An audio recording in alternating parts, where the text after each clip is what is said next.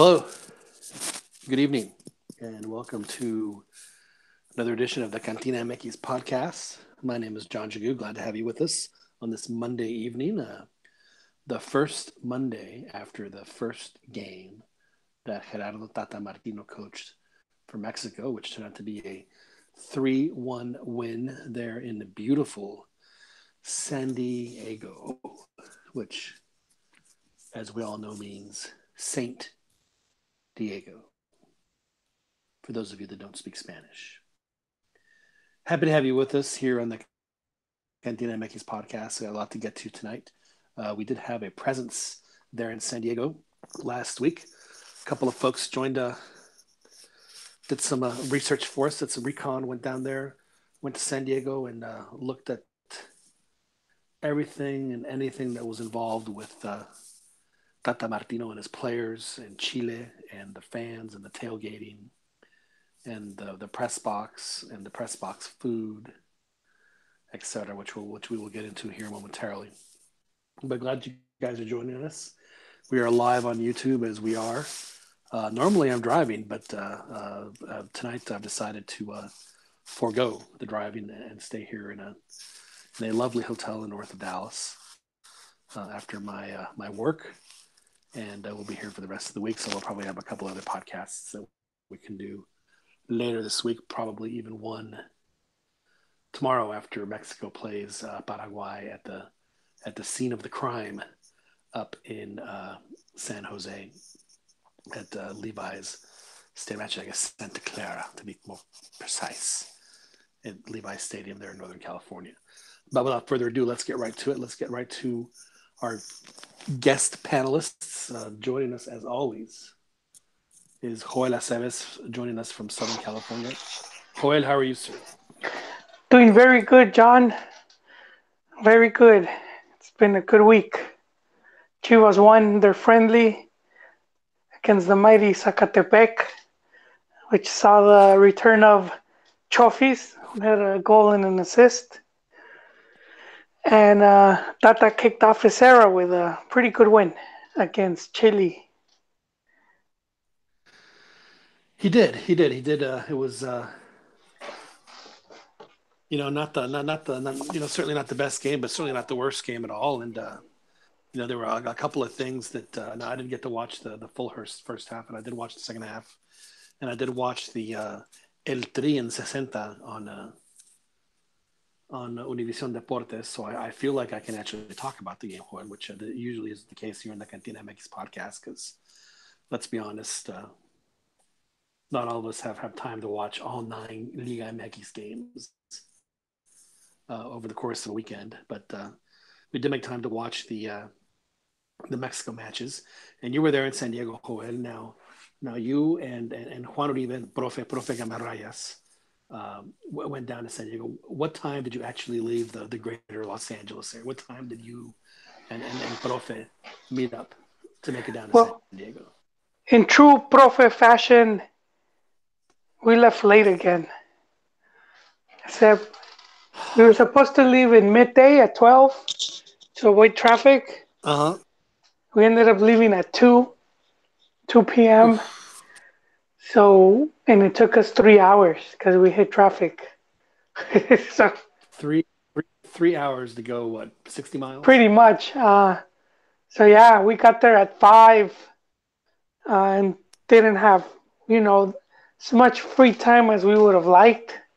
We hung out a bit with Ivan, Afro Sander, and his friends of the Corazon Azteca. Right. So that's always fun. Did you have a beer? Were you enjoying? Yes, I had. I had a few actually.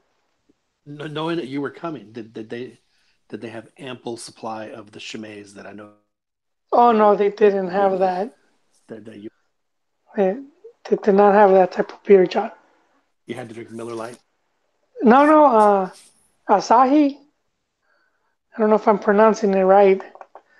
Asahi. Oh, the Japanese. Yes, very good. Yeah. It's not bad. It's not bad. It's no Chimay. Yeah. So Profe, man. But Okay. at least we didn't miss out on the food. So let Cause me that's understand. So you take it takes you 3 hours to get down, and then you go to a Corazon Azteca tailgate, right? yes, sir. Yes. Which which sounds to me like they have like the maypole with the little guerreros flying up on the top. It's so Mexican, and they're playing La Negra, and they just have this all this just extreme Mexicanisms at this tailgate, and then they give you Asahi beer. Well, those guys, those guys had other beers. It was one of those guys that he came down from Tijuana and he made a quick pit stop to load up on beer and he said it was like an Asian market, so that he just grabbed the Asahi and just brought it. But it's beer, Because man. I'm not gonna say no to a beer, huh? there's so few Mexican markets in Southern California that I'm sure that or the fact that there's hardly any No, he Mexican beer was sold he in the was convenience getting late store. too because he arrived he arrived after us. Wow. So we were hanging out and there was a couple dudes, they were scattered around, so everyone has their own beer stash. And Right. this hero shows up, John. The Because hero. he's a hero, man. Because he showed up with a case of beers and offered. Because before that, Well, guys were I guess if you're gonna keeping be late, their Corona Familiar and whatnot. They were running low and they weren't in the best of sharing moods. so after the five caguamas that they had there in the cooler, they had another cooler with 10 caguamas, and they didn't want to give up any of the caguamas because they had like 20 more left in the car. Like we're running out of caguamas. Yeah, I don't. But yeah, I don't know what was going on right there. Maybe we weren't in the section with all the beers. So you have a few beers. Yes. Did they serving food? Did you have like some carnitas or No, what they kind of food didn't. They didn't. Cali Like the the little tailgate? group we were at, they weren't. Cause I'm saying this group was like spread out in two sections of the parking lot, and they hadn't. Cause sometimes you go in like these big groups, they're like in one Right. big, they're all in the same area and they're doing tamborazo and whatnot. These guys were like scattered around and they were about to do like a march, I guess, into the stadium, which I don't know if they did it. Cause we had been there late and we needed to go pick up our press pass and see if we could get something to eat. Get the free food up in the press box, Yes, which is very sir. important. Yes, Very important. it's Okay, so it's half the so experience. you have a few beers. You slam down some Asakis, and then you ligar a little bit. You mingle. You try and make time with a little girl from Nayarit, but it doesn't work out. And so you and the profe then decide to leave. Now, was he slamming the Asakis too, or was it just you? Wait, what? I don't get the Nayarit reference. Well, I'm just no Nayarit reference. I mean, you're trying to. Well, I forget you're a married man now, so I can't be saying that. So you were keeping to yourself. You were being very polite, very social, but at the same time a little standoffish because you have the band of gold on your finger, so that's the keep away sign for the ladies. For some ladies, however, that's a sign that says some ladies interpret that as, well, that's open for Oh, business. But that's a story for another podcast. yeah. So was the profe, Can, was he slamming the Asakis too, can, or just you? Cantina after dark. No, yeah, he drank. He drank as well. He had a Right. few. So We then you both guys had show a. up box and you guys have Asaki on your breath, Yeah. and you get and you go and you sit down and you set up. And what did they serve in the press box for the folks listening at home? They had chicken. They had a Caesar salad, and they had like a chicken breast with some type of topping. I can't remember though what it was. Like a gravy. It's like topped with gravy and some vegetables. And and then they had some cookies, like chocolate chip type cookies. Uh, Right. but So a little better than Coliseum. yeah, like less food overall because usually they have like coffee and then you could get, they have the coffee thing. You could like reload Right. and they'll have a bit more dessert. Uh, they had very little. This is very little, and their soda fountain was broke. No, no. Well, So no one just water. plays there anymore. I mean, I that's I like don't. 5 games a year there at the stadium now. So Yeah, they said out of service. They had two soda fountains, like at the restaurants, yeah, and out of order, and they had water. They just had some water right there. and that was it. Huh? And now that press box, for the folks who don't know, that's an open air press box. So San It Diego, is. as I am a witness, can get pretty chilly at night. So if you don't bundle up, it could be pretty rough for Yeah. folks. So No, luckily I was well prepared, Yon. you know how chilly that press box can get. So you had your little sweater with you. Did you look like Mr. Rogers there, Joel, with your little sweater on and your shirt all buttoned up? You are professionally dressed, and you and the profe are crammed into the corner where you can't see the right goal. Where all the was the goal that you were blocked had an obstacle in front of you? Was that the goal where all the goals happened? No, that was profe. Oh, that was profe. Oh, so you guys were separated. No, we were like in the same area, but his seat was like on the edge. So I had enough space where I could still see, and he just he couldn't see the porteria because it's like at an angle. It's not straight. Right, It because like it's curves. it's a baseball stadium. So really the press box there is like quote unquote behind home plate there at the because I remember I did a game there back like 10 years ago, and our radio booth like was just to the left of the press box.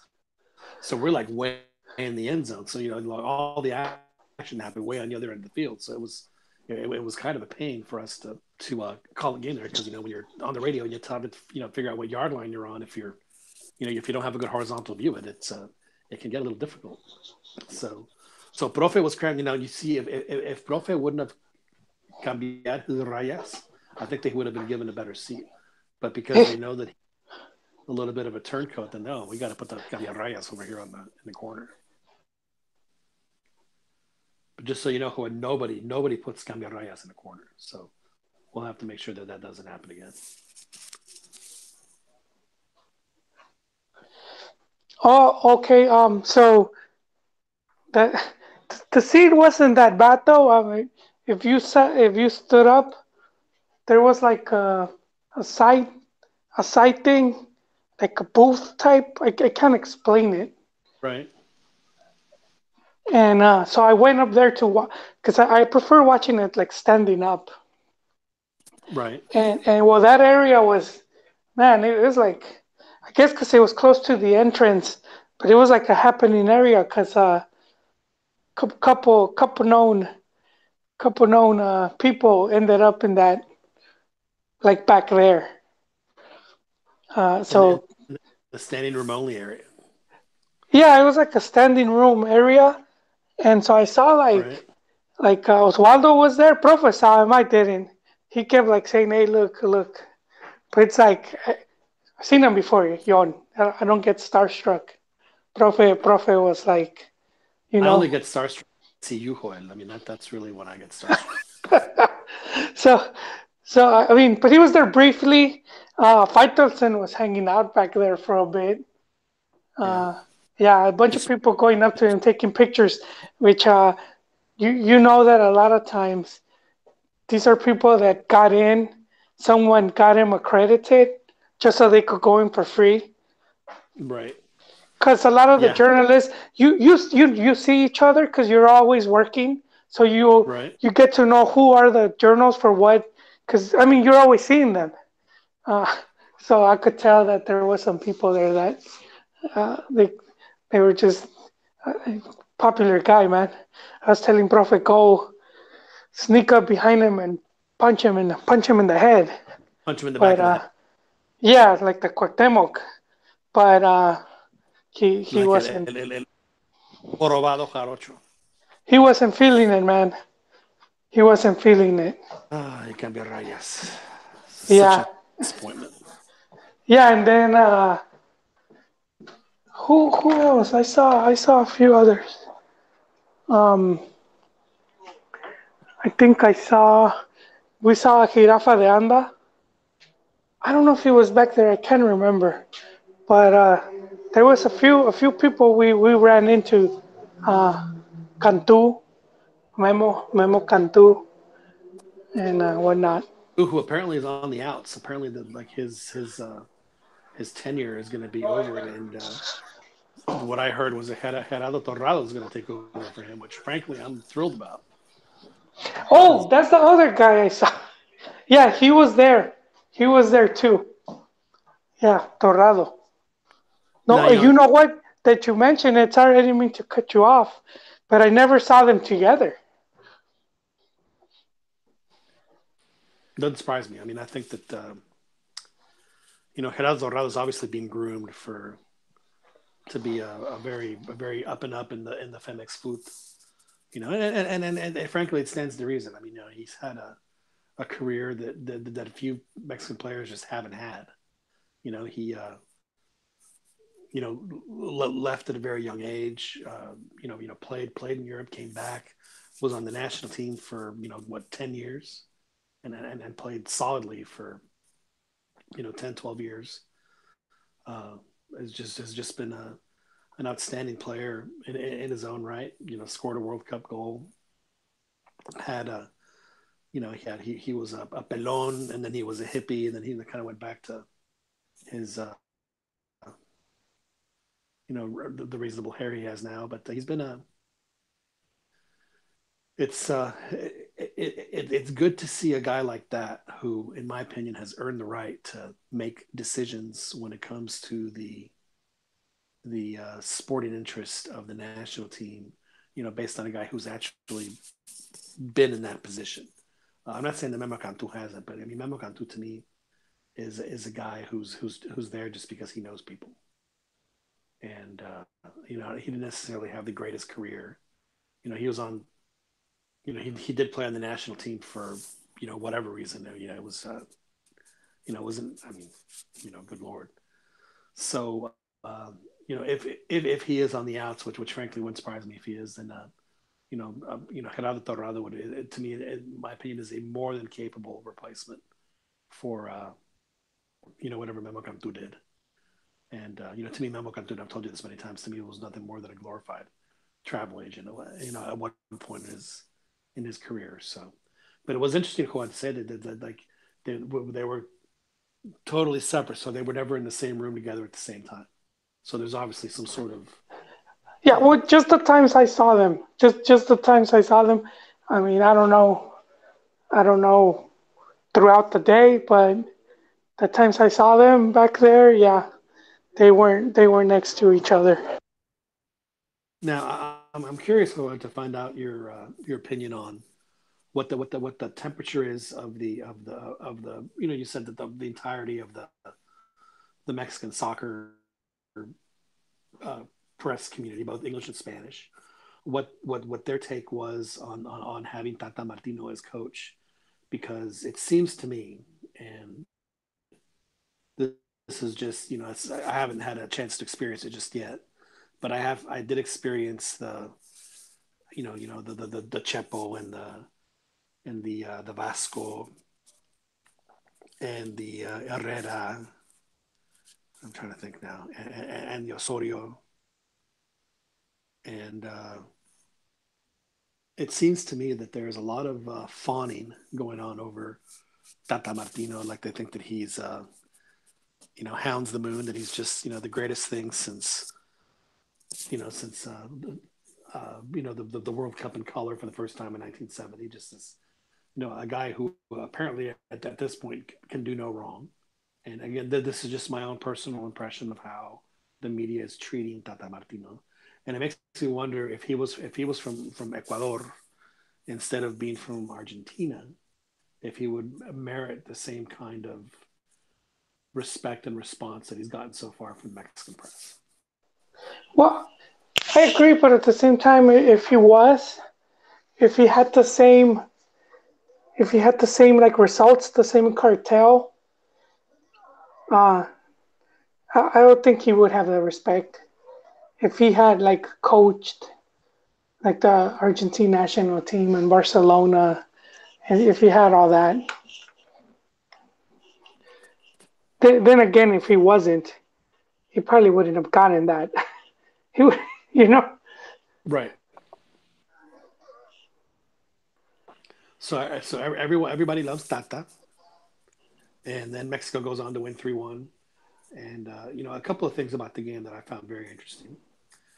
The first one was every time Mexico scored the goal, and they would show Tata on the sideline, he would turn around to his coaches, and he'd open up both arms like saying, "Hey, come hug me," and they'd all have like this really cute little group hug, which I thought was adorable. Frankly, just they're just you know. And I also noticed, Joel, that and I haven't looked at the list of his coaches, but I'm gonna go out on a limb, and I could be wrong and say that most of his coaches are from Argentina, his assistants, and Yeah, that, again, it does not bother any of the Mexican press, the same press that went on and on and on and on and on and on and on about Osorio's Colombian assistants.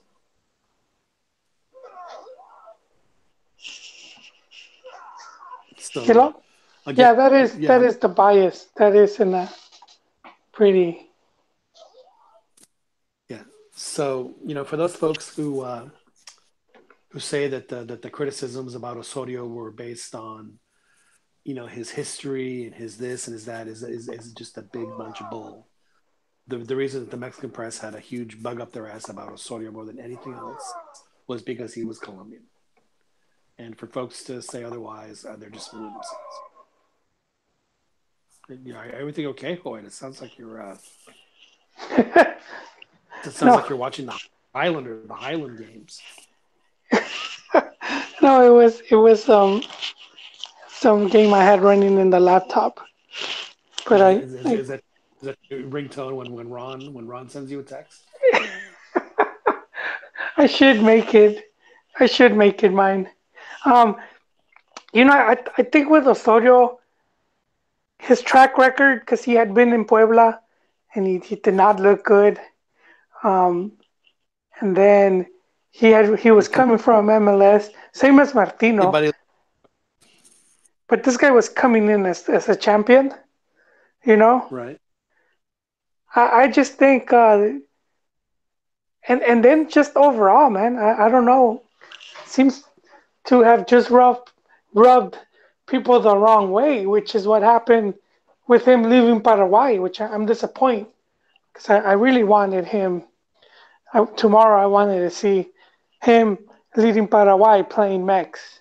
I don't know why, but I was looking forward to that. Uh, and he had to quit because a big section of the press and people involved with the Paraguayan FA kept attacking him. So it's like I wonder if it is just how he comes across. Mm-hmm. Hmm. Well, I'm not gonna lie. Ricardo Osorio.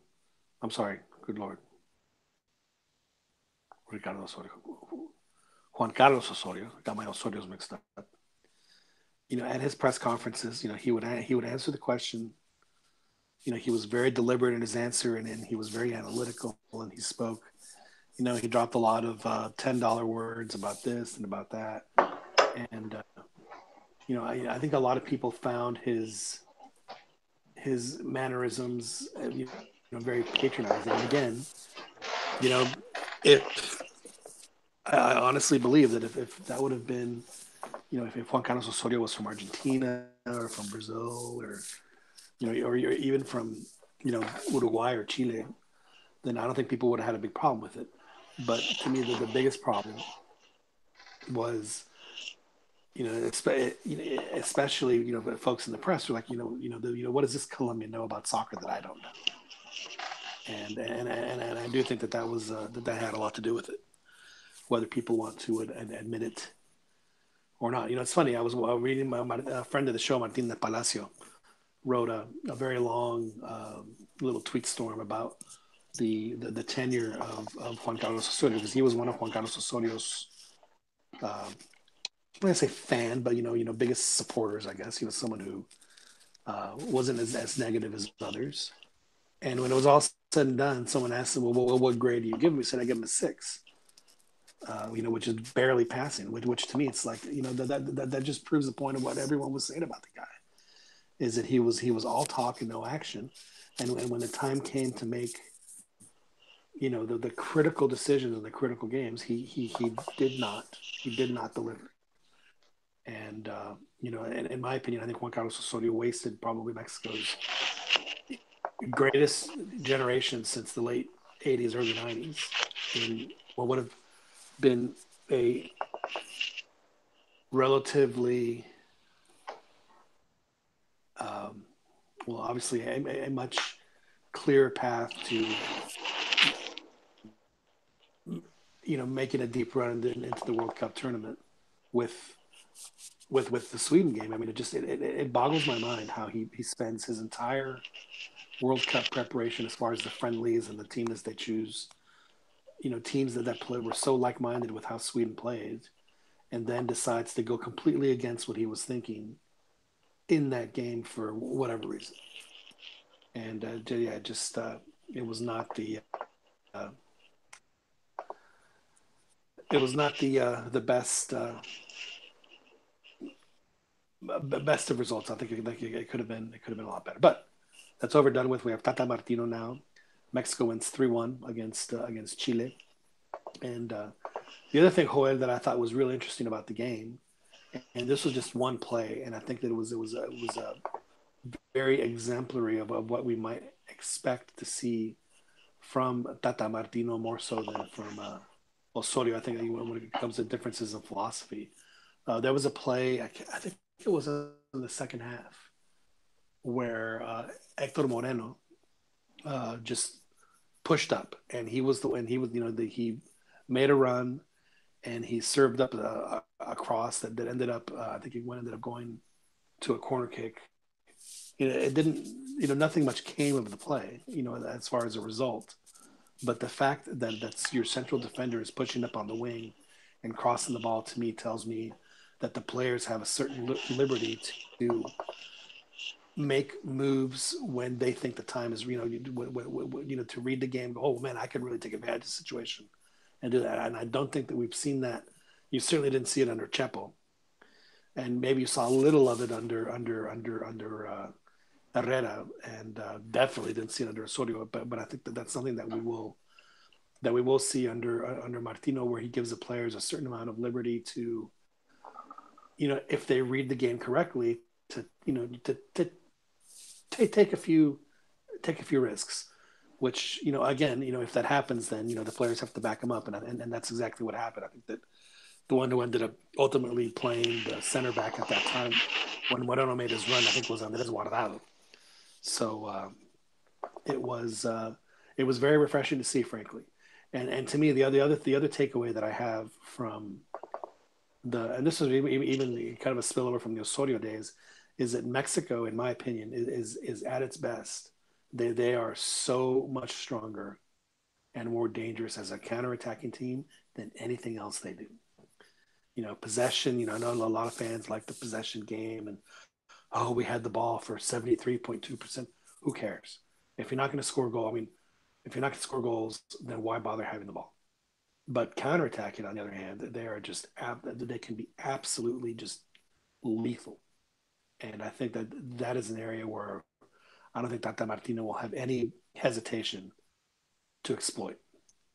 And there's a lot of ways that you can control a game, and you can even, believe it or not, control the game without the ball. And having a lethal counterattack is going to be one of those ways. And I think that's something that Tata Martino, I think, saw and said, "Man, we can really damage with this." And it's something that we've been clamoring for here at the CantinaMX podcast for years. With all the speed that Mexico has, why wouldn't they want to try and counter a little more? It's just uh, case in point, the two goals that Mexico scored in during the run of play in the World Cup were counterattack goals.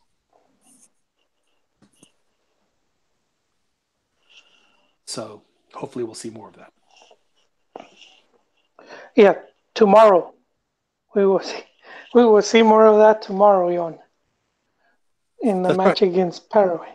because Mexico plays Paraguay tomorrow. Joel, the last time Mexico played Paraguay in an official match, I believe, if I'm not mistaken, was in the 2007 Copa America.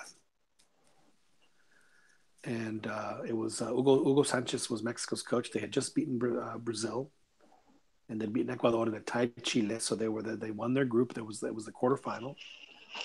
They were playing Paraguay, and Tata Martino was Paraguay's coach. Neri Castillo earns a penalty in the first, like, was it 5-10 minutes of the game. The goalkeeper gets red carded. Tata Martino makes a decision as to someone that they had to replace, and for some crazy reason, he replaces he takes out his central midfielder instead of a forward, and Mexico goes on to just rip them 6-0. Bold move from Tata, but luckily for us, he's come a long way since.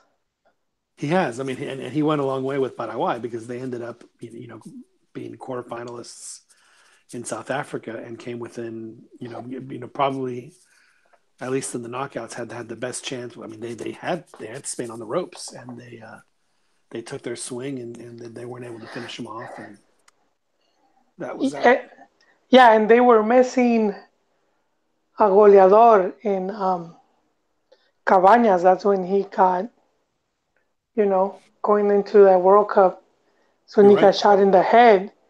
And the only reason I remember is because our good friend Tom visited Cabañas in Asuncion, and he wrote a pretty good article on what's been going on with the striker. But that was pretty tough, for them to miss out on that player. He had been he could have been a key player or integral part of that team. Yeah, I mean, obviously, what happened to Cabañas was a tragedy, and then the other forward that they probably could have leaned on was Roque Santa Cruz, but at that point, Roque was broken Santa Cruz, so he was just he's been, yeah, he's been broken Santa Cruz for quite a while. And I don't know, was Cardoso on his last legs, or was he no longer? Was no, he no, no he was. long?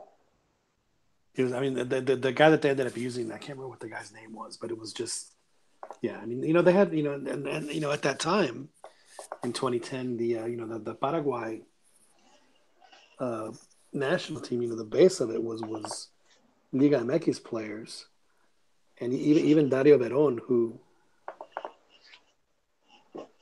didn't figure that much in that World Cup, did play in that Spain game. He was one of the reemplazantes of a guy who had a yellow and had the game of his life against Spain.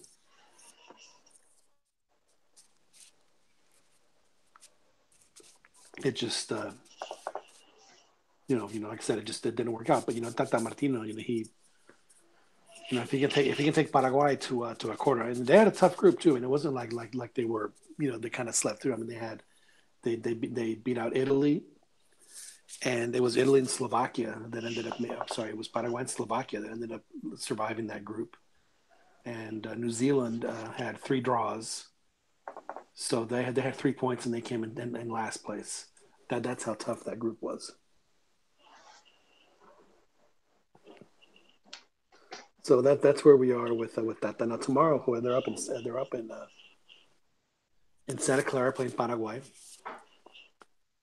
and chances are pretty high that we're going to see a different group of players.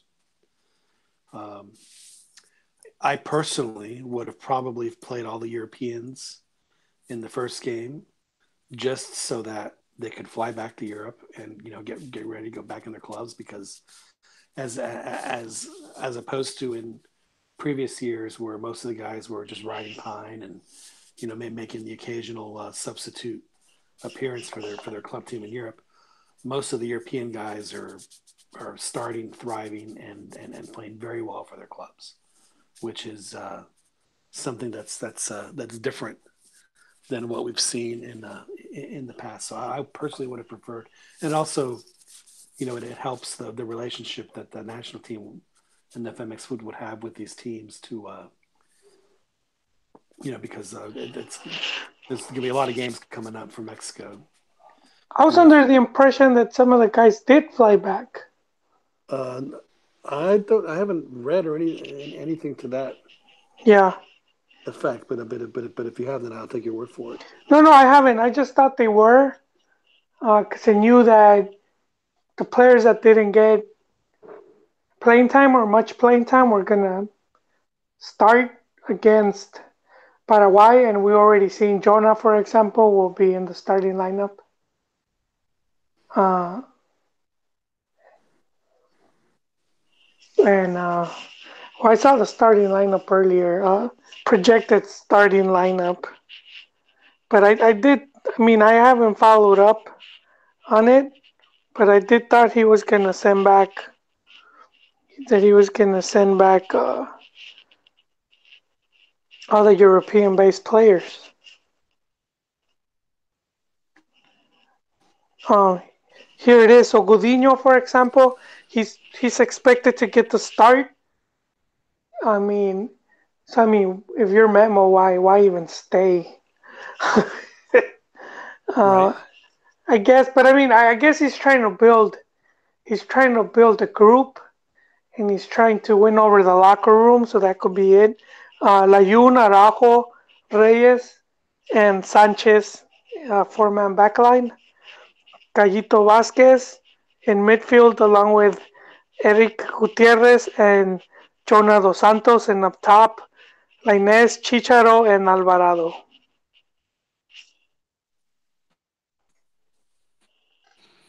Yeah, like I said, I mean, why?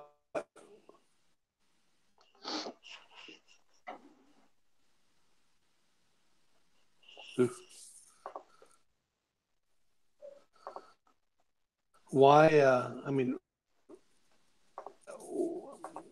mean, I personally would have preferred to have Chicharito and Inez play in the last one, and go ahead and send them back. But what do I know?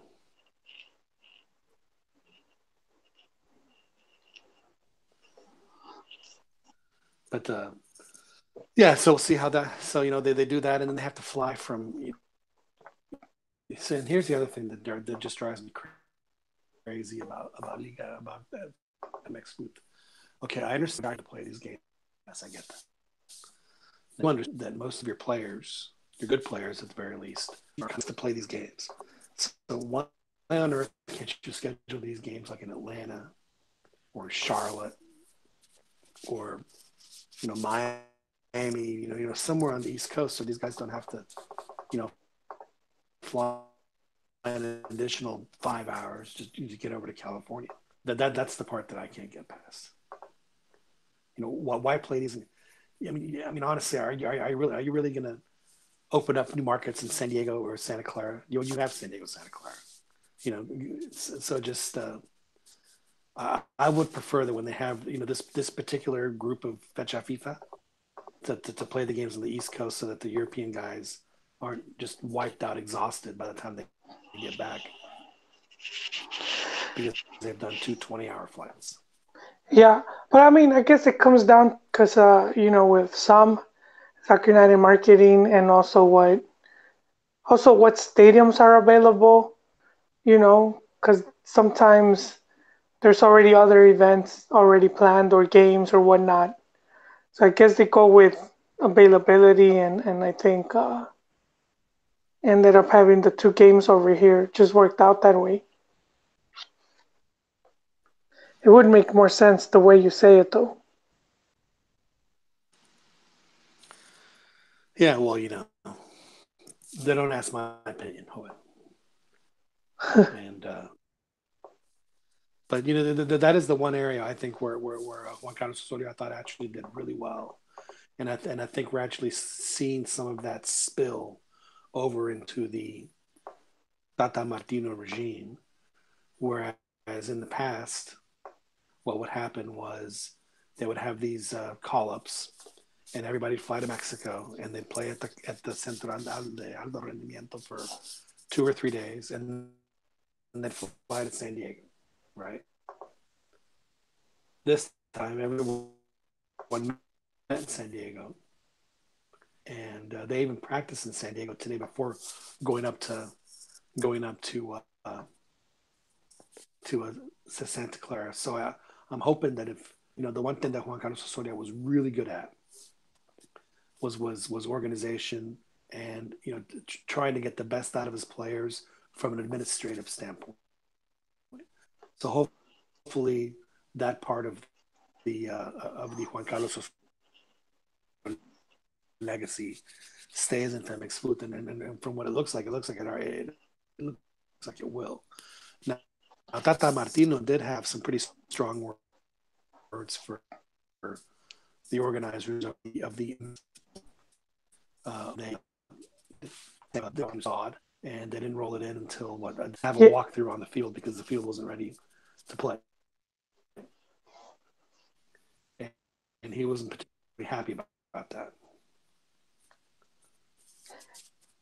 yeah. The team didn't get to practice, and then there was concerns that the field might not be in good shape. But it ended up having. There was indeed when they eventually did when the selection did the field inspection, it was good. It was no complaints there anymore. Did you do a field No, because inspection for it? we, Did you go we down there, or you were you know too busy we got there late because handling profe, Sakis? profe always very Profes. very Mexican like that. Yeah. They said 12 and shows up at 2. So yeah. Well, see, that was your first mistake. If you wanted to leave at 12, you should have told him to show up at No, 10. it was him when we were talking. He said I'm gonna be there at 12. I was like, well, I was gonna suggest the same time. Right.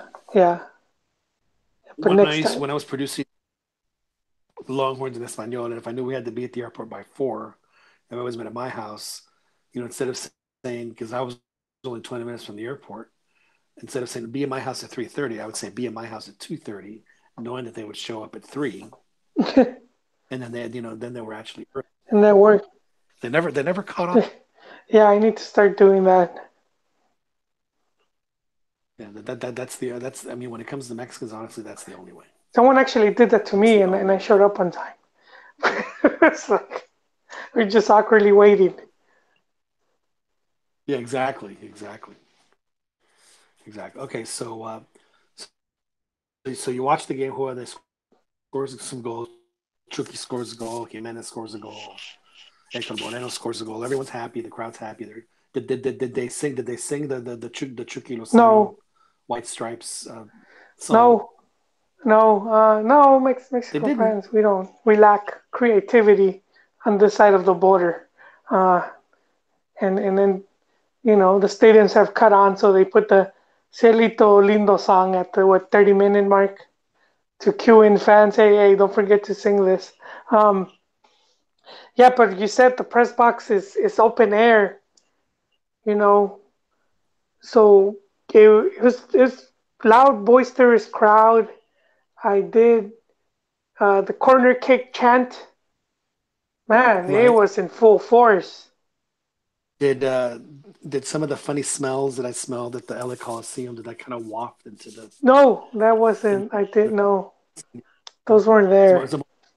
the more family friendly atmosphere in San Diego? Indeed it was. Yeah. Um, but yeah, it was very loud crowd. But chant wise, no, not you know nothing like that. Now, so the game's over 3-1. Did you go to Tata's press conference? Actually, we did. We were gonna go, and we ended up going to the presser, and the Chile guy, man, the coach who Colombian as well. So I guess the Chileans also have that, just like Mexicans. you, you know, they don't see them high up in the pecking order, and they were just going at him, and he didn't look very comfortable. I think his prof is not here, but he was like, "This guy's not gonna last, man. I could see it already. He's just, But then Tata came in, and he, he kind of won me over with this. Not, not, Uh-oh. not that he needed any winning over, but just uh, win over as in the sense of his way of being. And he was talking about he wanted to clarify this comment he had made in regards to Liga MX being more competitive than La Liga, because he had said that you know he had said that before the match, and a bunch of people had Right. criticized him. They thought he was just talking out of his ass or just blowing smoke. And he's like, I want to clarify this. No one asked him. He just said, you know what? I'm going to clarify what I meant by this. And he said how because you have these teams that are evenly matched, you know, that because they get to play each other often, he sees that as being very competitive. He's like, you have small teams in Spain, like you have a Granada, they go up against Barcelona. He's like, that's not competitive. You're getting a baile. How is that competitive? He's like, they're basically competing not to be relegated. And I was like, okay, I see the sense that he's making, where But I mean, yeah. Why? But why would he misinterpret that? I mean, that's when we've been saying for years that Liga MX is probably one of the most, if not the most competitive league on the planet because of the fact that the teams are so evenly matched. I mean, it doesn't take a see. I mean, again, and that to me is always, and anytime any coach or player, whatever it is, makes a comment like, "Well, Liga or European League Y," and people, oh, how dare you? Liga MX is nowhere near blah blah blah blah blah blah. And then if they say Liga MX is nowhere near Liga, European League Y, how dare you? Liga MX is so much better. So they can never win. No one can ever win with the press and the fans, this and that, because you can't say anything bad about Liga MX, but then you can't say anything good about Liga MX either for whatever reason. yeah. But I never thought about it like the way in like I did have a similar idea, but Mm-hmm. I just hearing that guy say it, it's like you know I was like, yeah, about time, and being that he's foreigner and where he's been, so I mean he's taken more serious than when other people have said it. Uh, so I really like that. See, he made a very good point, and it's something that right here we've talked about. That just because you go abroad doesn't mean that you're gonna get better just because you're there, you know. Right. And which is like fans. I don't know how this happened where a lot of fans just feel that way. They feel that just because you got to play against Real or you were there, that like somehow you magically improve. I, I don't want to get it confused as saying that how you can't get better, you can't, but it's not something that's gonna happen automatically. It's a long process. So just going there doesn't mean it's gonna happen. It just means you have a chance at improving, but it's not automatic. That's why most often than not we've seen players leave and then come back, and sometimes they're not better than when they came, or they need to catch up again just because uh, they lost so much playing time. Right. And this is something that you always point out all the time. how many? Now again, I know that they export a heck of a lot more players than Mexico does, but I mean, there's so many Argentines and Brazilians that go over to Europe and don't succeed either. Yes, Not everyone succeeds in Europe, especially if you're Argentine or Brazilian. I always come back. How many players in Liga MX that are Argentine or Brazilian or whatever are players that I mean, yeah, Nico Castillo, yes, he was a Chilean. He went to Benfica. It didn't work out. He's back in Club yeah, America. yeah, No, how come no one is saying that he failed? yeah, and it's the truth for a lot of the foreigners in Liga MX. Uh, if you see their career, somewhere down the line, they spent at least one season in Europe and then just got sent back. It's pretty tough. It's a really tough market to break into. Uh, and not making it doesn't mean you suck. Right. It just means you had. It just means you just. Sometimes it's just luck, which is one of the points I wanted to make in regards to Jimenez. Right now, he's having. He's at the top of his game.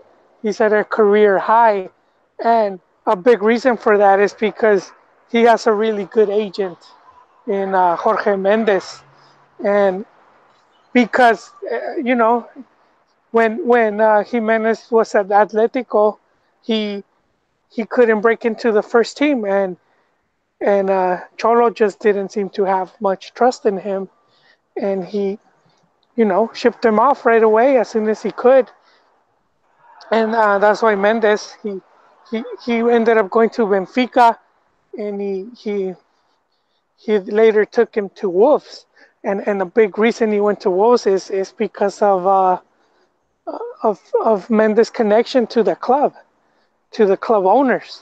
So he took. Yeah. Well, I mean, wolves might as well. Excuse How me. do you say wolf in Portuguese? Because you say wolf in Portuguese because that's basically what they are.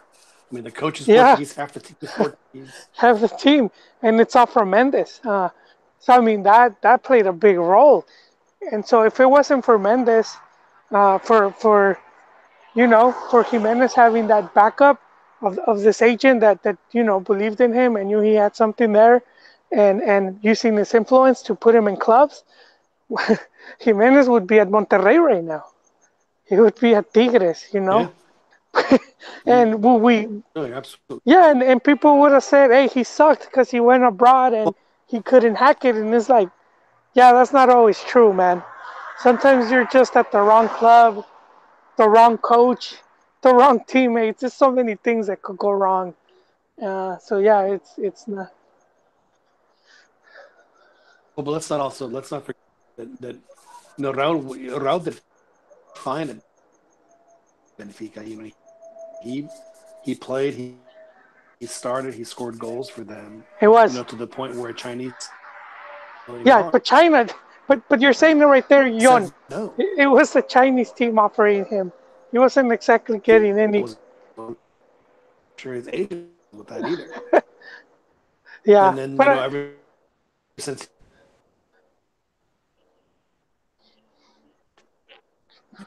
well, sure, they sound worldly fans. They don't care. They're making $60 million. He was the one that put the kibosh on the deal. Jorge Mendes. It wasn't Benfica. It was Raul Alonso Jimenez, and that frankly is a luxury that he doesn't have. He wouldn't have had if America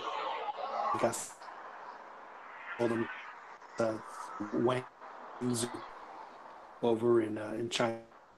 It's like you got to go. You know, for yeah, the fact that Menace, as you said, was I had been yeah. He was probably at his last chance. as you've pointed out, sometimes you just don't jive with the coach, and he didn't Yeah, jive with the coach. yeah, and he was probably at his last chance as far as like But he did Benfica to the point where Chinese wanted yeah. Had he not had right. that breakout season, we most likely he would have been. They would have been sending him back. He would have been with Tigres right now. Well, not right now, but summer transfer window. No, but it was good. It was good. It was one of the main reasons I wanted to go to the Right. game because I wasn't gonna go. But then I was like, okay, Tata's first match, and I get to see RJ9. Let me go see what the hype is about. And of course, He's Linus was there too. Linus. yeah. Jimenez is a complete forward. He does the dirty defensive stuff. He can play the poste. He plays with both legs. He's a good header of the ball. I mean, and he's skilled. He can dribble.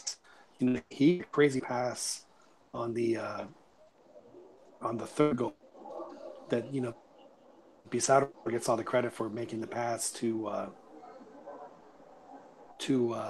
Chucky for the third goal, but he sprung Pizarro so they could even make the pass. So yeah, I mean Jimenez is a really good player, and it's just really fortunate for Mexico that they seem to get all these really good players in their best soccer a year after the World Cup. It's just Giovanni and everybody else. Imagine if that was in South Africa instead of Chicago at Soldier Field, Costa Rica. What conversations would we be having now? So it's just the timing has always been a little off. But no, I mean, personally, I think that Jimenez and Chicharito they need to be on the field at the same time. Jimenez and Chicharo. Yeah, I mean, play a 4-4-2. Oh, well, I don't know. We'll see. We'll see how what Tata's doing right now. I guess he's getting a good feel for the squad. Um, I guess the more games, we'll start getting a better picture of what he of what he wants from the team.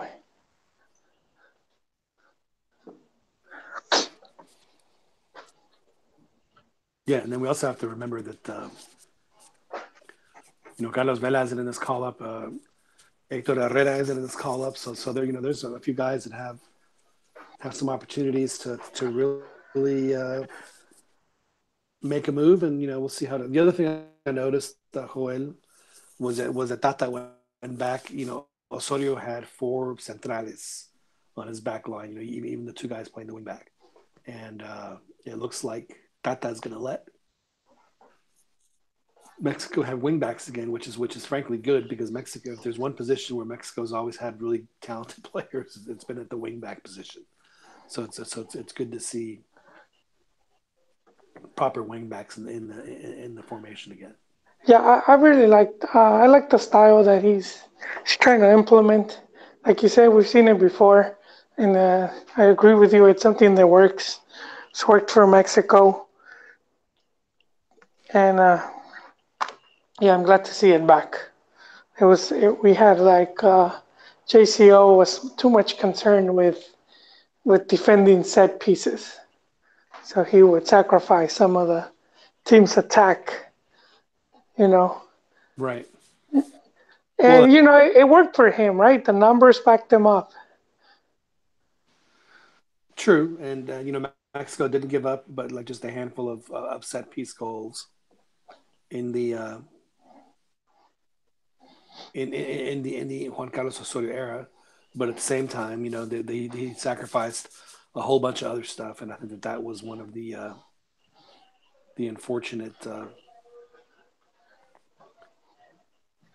unfortunate side effects of the Juan Carlos Osorio era. I mean, like to make your back four the most as vulnerable as it was to me was just not worth the trade off in my opinion. Just not worth the trade off there. And one thing that you said about Juan Carlos Osorio that has always stuck with me is that Juan Carlos Osorio was more worried about what the other team was doing and not nearly as worried about what his team was doing. Yes, yes, I always got that impression. Which, like you said, it's a big reason. I think Max failed against Sweden. You know, he Right. had practice and everything, and then that game comes and he decides to switch things up. And so I felt like that. Instead of playing to the team's strengths, he tried to play to the, you know, to the other team. Yeah, it's that whole game was just one gigantic just cluster. It just didn't work. It was a big mess. But yeah, well, there's always some big coaching error that always catches Mexico.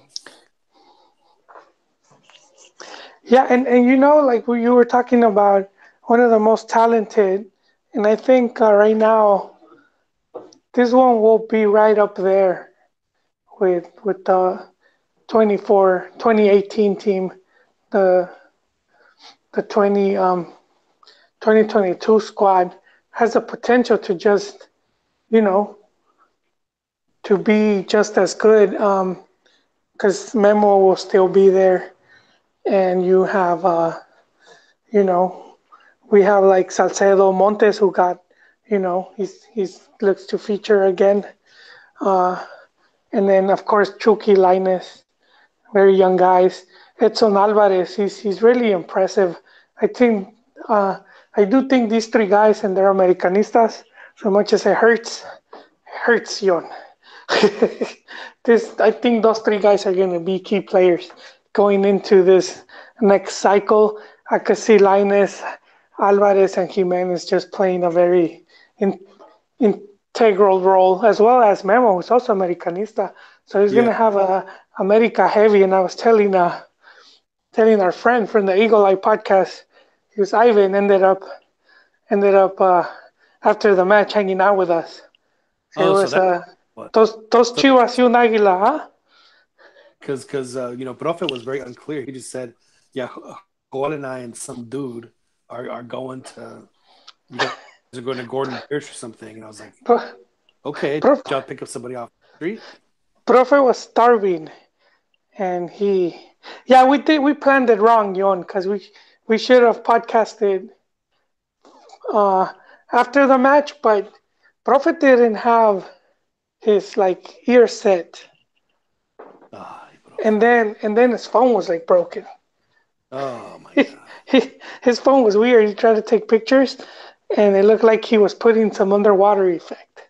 Like if he had Oh, some filter to make it look like you were under the sea or something. So it was like gonna be tough. So I was like, oh man.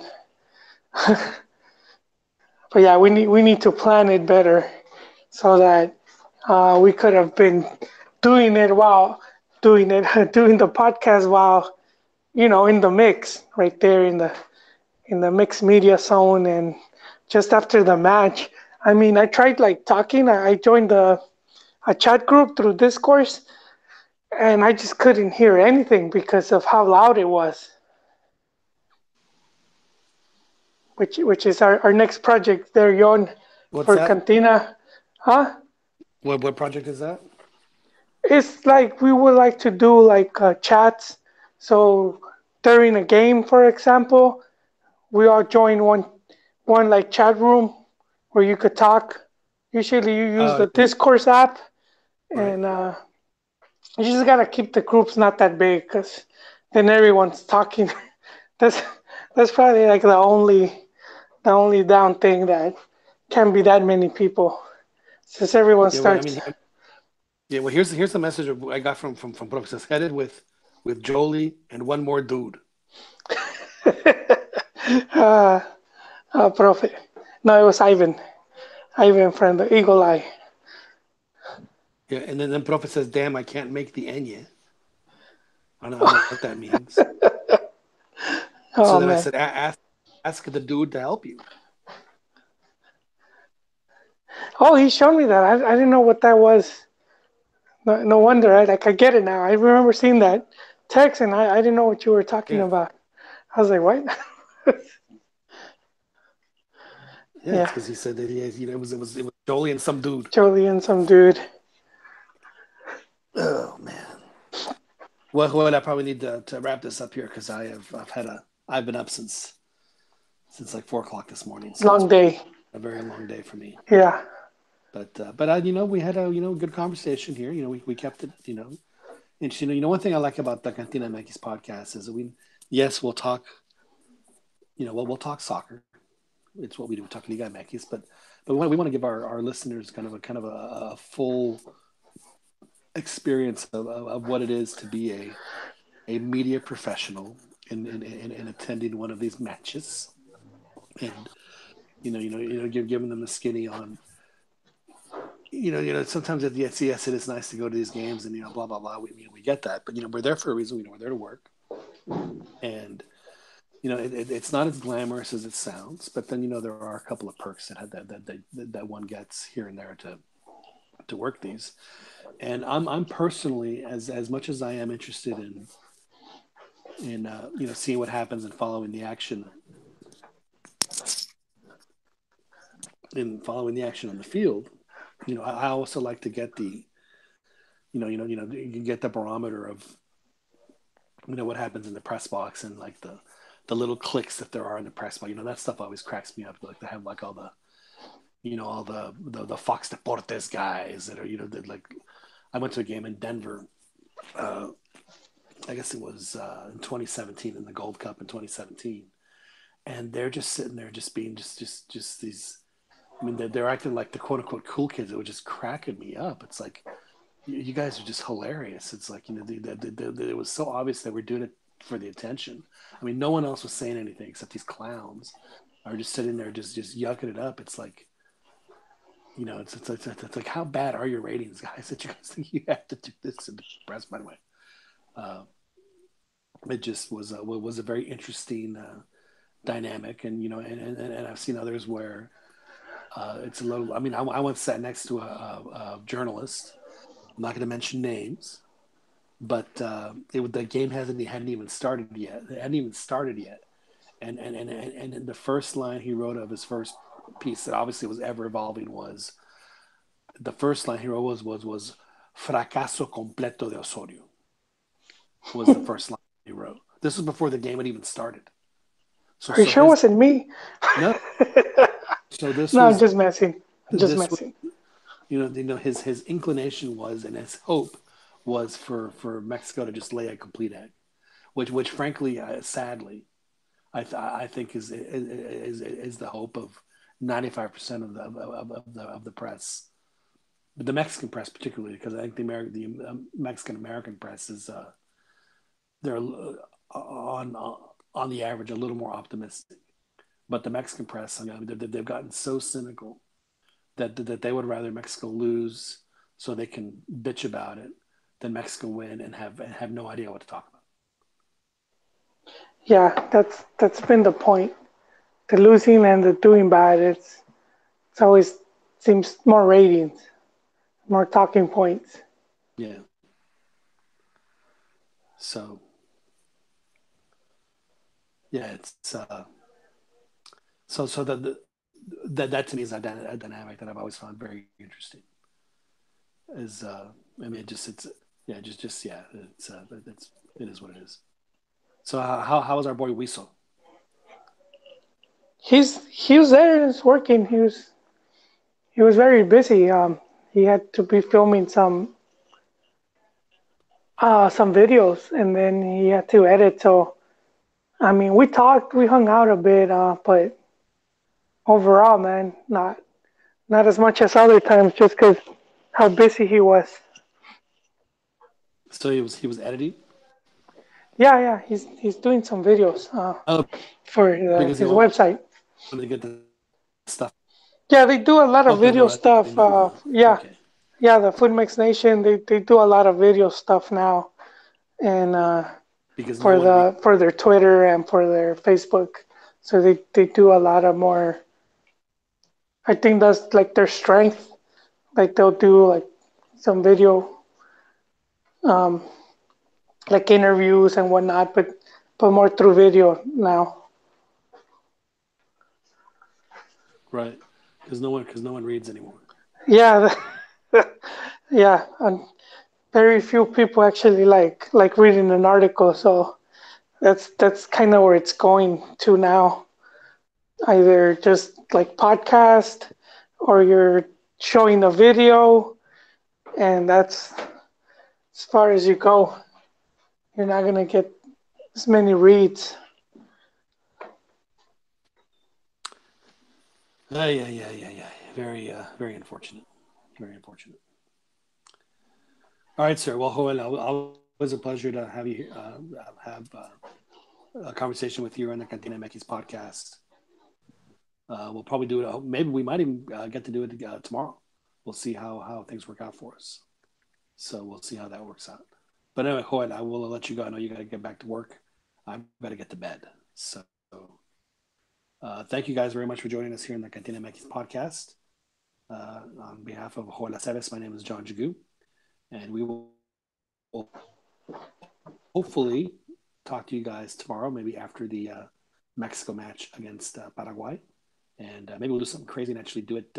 We might podcast during the match, which I think Joel. Maybe we'll look into that discourse thing. Maybe we'll figure out how to make that thing work tomorrow. How do you make the thing work? Anyway, Joel, thanks very Yes, much for joining us, and thank you, loyal listener, for joining us here in the CantinaMX podcast. We'll talk to you next time.